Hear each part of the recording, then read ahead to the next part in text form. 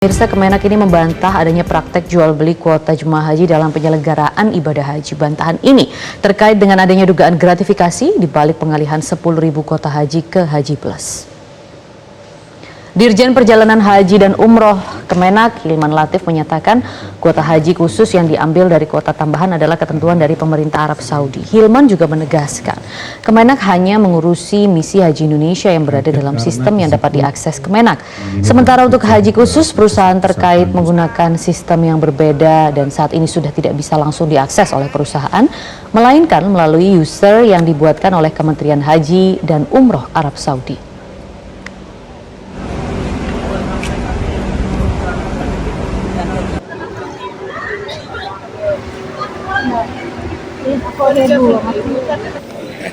Karena sering dekat inovasi-inovasi apa kuota haji jumlahnya 221.000 jamaah ya. Saat kita pembahasan panja itu jumlah kuota masih 221.000, tapi kemudian di tengah jalan ada informasi hasil kunjungan Bapak Presiden kemudian mendapatkan kuota tambahan atau ekstra 10.000 spesial ekstra kuota, karena belum pernah sepanjang sejarah ngasih tambahan sebanyak 20.000. Jadi kalau bahasa dari sana itu spesial ini untuk Indonesia. Dan pemirsa, untuk pembahasan selengkapnya sudah bergabung bersama kami anggota Pansus Haji DPR RI yang juga merupakan Ketua DPP PKB Lulu Nur Hamidah. Selamat siang Bu Lulu, terima kasih atas waktunya di Metro Siang. Bu Lulu, mungkin kami ingin langsung bertanya, ini bagaimana awal mulanya DPR RI merasa perlu membentuk Pansus Haji ini? Ya, terima kasih ya Mbak ya. Jadi pasti dimulai dari tim Was. Jadi DPR RI memang dibentuk sebagai salah satu mekanisme yang secara rutin memang dilakukan setiap tahun. Jadi di mana ada kerja pemerintah, tentu kemudian di situ juga ada fungsi pengawasan yang dilakukan oleh DPR, termasuk dalam hal penyelenggaraan haji. Dan ini sudah dilakukan dari tahun ke tahun ya. Nah, ketika kita melakukan pengawasan langsung, kita kunjungan ke Madinah, kemudian juga kita ke ke Mekah, kita berjumpa dengan berbagai stakeholder yang terkait dengan penyelenggaraan ibadah haji, maka kemudian kita menemukan beberapa catatan yang sangat serius ya, yang terkait dengan penyelenggaraan haji, baik itu yang teknis sama non teknis. Kalau yang kemudian yang katanya dengan layanan dan lain-lain, saya kira semua sudah paham ya bahwa beberapa hal yang sangat krusial, misalnya soal catering misalnya, yang kemudian itu akan dibandingkan antara nilai harga dan kemudian menu makanan, belum lagi kemudian ada kesepakatan juga yang terkait dengan rasa Nusantara yang memang itu harus menjadi salah satu poin penting, termasuk juga penggunaan bahan baku yang diupayakan semaksimal mungkin itu harus dari tanah air, sehingga kita juga mendapatkan nilai tambah dari adanya haji ini, bukan malah kemudian negara-negara lain. Kemudian juga kesiapan yang terkait dengan pelayanan di Amusna atau di Arafah, Musdalifah dan di Mina. Dan ini juga berkali-kali kita sampaikan, termasuk juga pada saat rapat bersama dengan Pak Menteri, mitigasi pada saat di Amusna bagaimana skenario yang dilakukan itu seperti apa, karena jangan sampai pada saat puncak haji kemudian ada kendala-kendala yang berarti hanya karena ketidaksiapan dari pemerintah, apalagi kemudian dengan adanya tambahan kuota. Nah, logikanya kan ketika ada tambahan kuota itu mestinya juga sarana prasarana pendukung itu kan juga kemudian harus ditambah, jangan kemudian kuotanya bertambah tapi kemudian katakanlah pemondokannya tidak bertambah, kemudian toilet atau WC-nya juga tidak bertambah, misalnya seperti itu. Nah, kemudian juga hal-hal lain yang terkait dengan transportasi, baik itu darat atau laut dan sebagainya. Nah, dari berbagai temuan-temuan yang kemudian kita rangkum menjadi satu, maka kemudian kita punya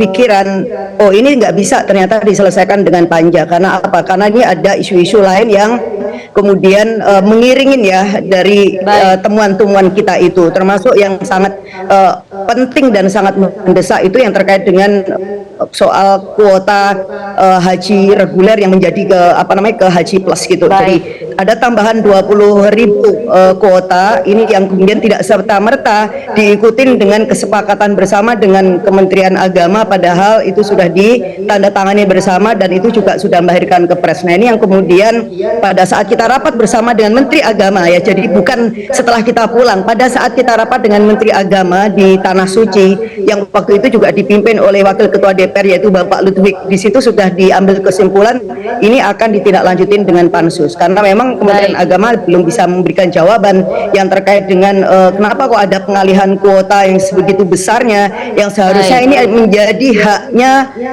jamaah reguler karena reguler ya. Mendapatkan kuota itu pun juga hasil perjuangan dengan pertimbangan jamaah reguler yang sudah mengantri sangat panjang dan sangat banyak dan khususnya juga antrean yang sangat besar yang masih dari kelompok usia lansia misalnya 80 hingga 90 tahun itu jumlahnya masih sangat banyak. Tetapi kan kemudian kita boleh Kementerian Agama sampai di situ dulu karena saya ingin tanya lebih lanjut mengenai kemudian yang kedua tidak berlandaskan undang-undang dan yang ketiga soal Kepres nomor 6 soal pembiayaan haji.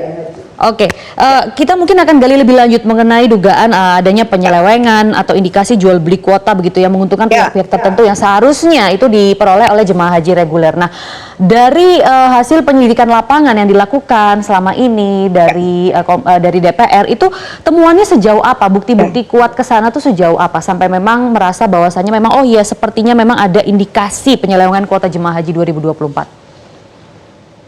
Ya, tentu saja karena memang pengawasan kita ini kan multi layers ya. Jadi kita ketemu dengan berbagai pihak dan kemudian kita juga mendapatkan informasi yang benar-benar itu memang surprise karena semula sebagian dari kami itu berpikir ini hanya ada kesepakatan yang dilawan lah oleh kementerian atau pemerintah yang terkait dengan kuota hanya sampai di situ. Tetapi ternyata kemudian setelah kita dalamin, loh ternyata kok tidak sesederhana itu gitu. Karena kemudian ada pihak-pihak yang kemudian memberikan pernyataan, kemudian juga memberikan kesaksian dan kemudian siap untuk memberikan dokumen-dokumen pendukung. Ini tidak sederhana soal pengalihan 10.000 dari kuota reguler ke kuota haji plus, tetapi ternyata di situ juga ada sebuah peristiwa-peristiwa lain yang itu bisa dianggap sebagai sebuah indikasi adanya tindakan korupsi ya.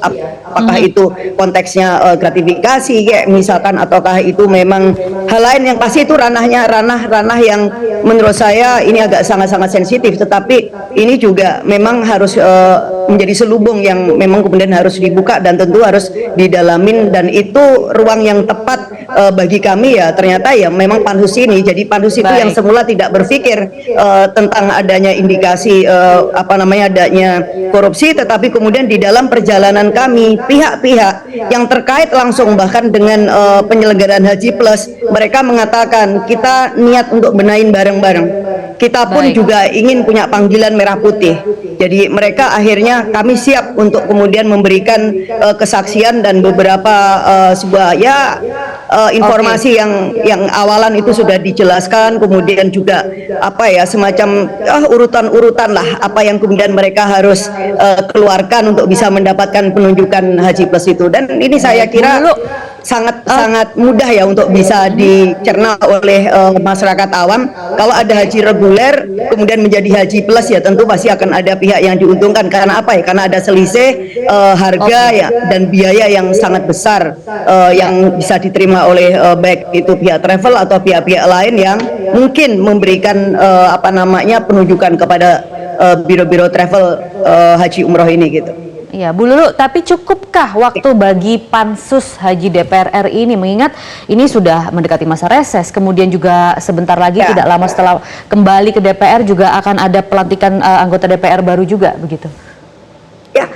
Ya, gini ya, kita bekerja dengan niat baik. Jadi kita bekerja niat baik. Justru kita teman-teman kemarin menyampaikan kepada pimpinan ini akan menjadi panggilan tugas yang terakhir yang bisa kita lakukan untuk bisa membenahi carut-marut penyelenggaraan haji dan mudah-mudahan ini kemudian akan bisa membawa rekomendasi yang sangat kuat. Maka kemudian kita punya tekad dan tentu atas izin pimpinan dan juga konstituen kita semuanya, tolong beri kita kesempatan untuk bisa bekerja di masa reses. Dan alhamdulillah kenapa kemudian tim pansus juga sudah diketok di rapat paripurna, itu menjadi penanda bahwa ini menjadi kesepakatan politik yang dibangun berdasarkan semangat kolektivitas, berdasarkan nilai urgensi dari situasi yang kita hadapin bersama-sama. Nah, oleh karena itu di masa reses ini kita akan bekerja, Mbak, dan insya Allah besok hari Rabu kita akan rapat perdana untuk memilih unsur pimpinan pansus, dan kita semua pada posisi yang on call ya. Jadi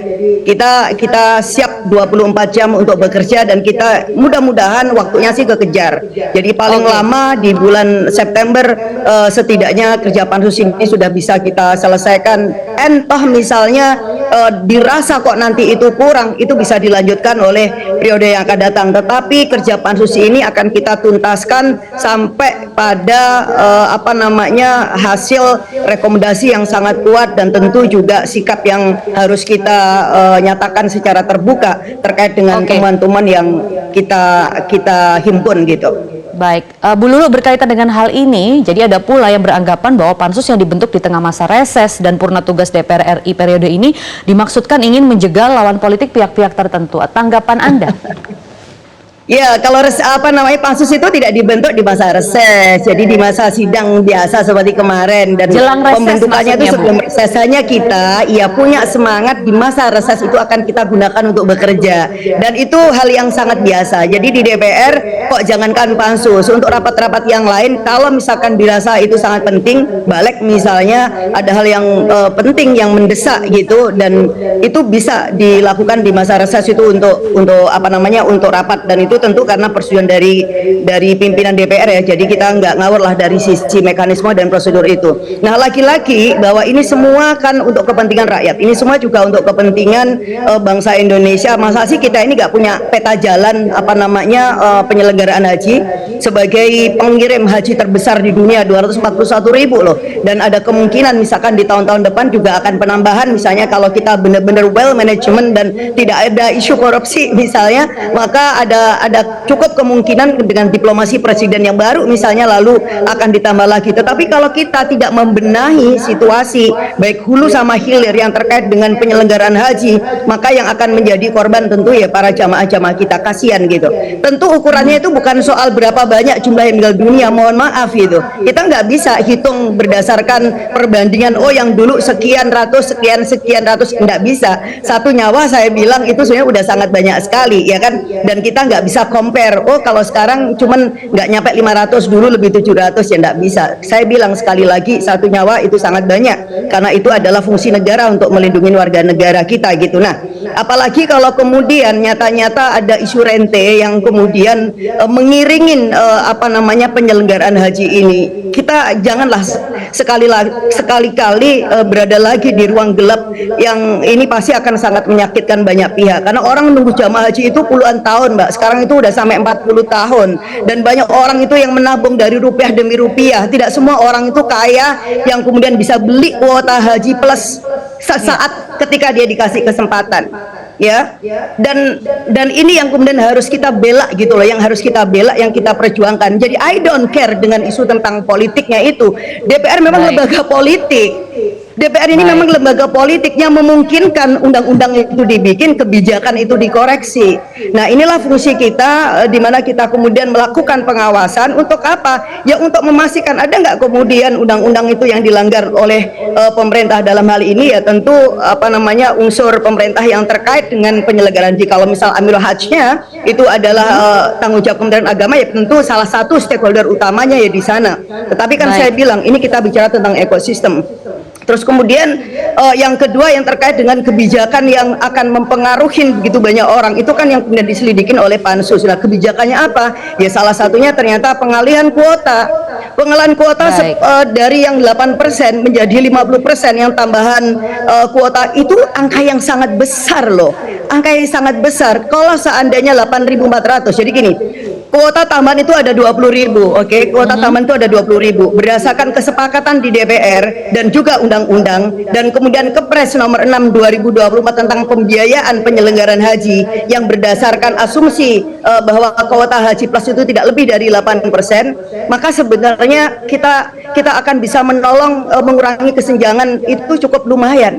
Jadi kalau 20.000 itu kita pakai sepenuhnya misalnya untuk benar-benar mengurangi kesenjangan kelompok lansia yang ngantri, yang udah ngantri 5 tahun, 6 tahun tapi belum dapat panggilan, apalagi ada usia 80 sampai 90 tahun yang jumlahnya masih 35.000, maka sebenarnya kan kita udah mengurangi beban cukup besar gitu. Kita dahuluin deh. Kasihan kalau kemudian usia-usia sebegitu masih nggak tahu kapan mereka kemudian dipanggil, dan itu loh Mbak yang harus kita dahuluin. Maka kenapa kemudian kita merasa ini menyakitkan, bukan menyakitkan secara personal. Ada begitu banyak para jemaah yang mungkin para nenek kakek dan keluarga-keluarga biasa ya kan. 8.400 baik, too much, dimengerti Bu. too many. Gitu kalau loh begitu ya, langkah yang bisa kita langkah bantu dengan adanya konkretnya awal tambahan mulanya Ibu untuk kuota ini. pansus haji ini, Bu Lulu, untuk langkah awal pansus haji ini sebelum rapat di hari Rabu mendatang akan seperti apa? Apakah juga akan bekerja sama juga bersama-sama dengan Kementerian Agama atau akan ada penyelidikan sendiri terlebih dahulu atau bagaimana Bu Lulu? Ya, ini konteksnya bukan soal bekerja sama. Jadi kalau pansus angket adalah melakukan penyelidikan. Jadi kita akan memanggil, kita akan mengundang siapapun yang dianggap mengetahui, menyaksikan yang terkait baik itu langsung atau tidak langsung dari semua temuan-temuan yang Timbwas sudah himpun sebelumnya yang terkait dengan penyelenggaraan haji 24. Nah, tentu salah satunya yang akan dipanggil, yang akan ditanyain ya kan, yang harus memberikan keterangan itu adalah Kementerian Agama. Itu salah satunya. Kan kita belum ngelis nih daftar-daftar siapa-siapa yang akan kemudian dipanggil oleh DPR, dan pansus angket ini punya kekuatan untuk bisa memaksa, untuk bisa memanggil siapapun, dan kayak kemarin misalnya kita cukup mengapresiasi ya ketika ada institusi penegak hukum seperti KPK misalnya yang kemudian menyatakan mereka pada dasarnya siap untuk diajak kerjasama dan tentu mendampingin. Kita juga belum dalamin itu kalau misalkan DPR membutuhkan. Nah, kita sangat terbuka dengan semua pihak yang benar-benar ingin bersama-sama untuk menyelesaikan carut marut penyelenggaraan haji ini gitu. Baik itu unsur-unsur aparat penegak hukum, institusi penegak hukum, misalnya ada KPK, mungkin juga ada Kejaksaan atau Barreskrim, termasuk juga ada travel penyelenggara jamaah, mungkin juga dari kampus. Jadi pansus akan bekerja secara terbuka tentu saja untuk bisa mendalamin secara komprehensif situasi yang kita hadapin, karena isunya kan isu kita kan bukan hanya soal kuota, walaupun itu tentu yang utama karena yang menjadi entry point dari situasi dan kondisi kita yang lebih buruk lagi ini ya, karena adanya soal manajemen kuota yang tidak berkesesuaian dengan undang-undang itu gitu. Tetapi karena kita juga akan menghasilkan rekomendasi, maka ya kita lihat all in ya. Jadi isu yang terkait dengan kuotanya nanti kita akan lihat. Kalau kaitannya nanti dengan unsur-unsur indikasi korupsi ya kita harapkan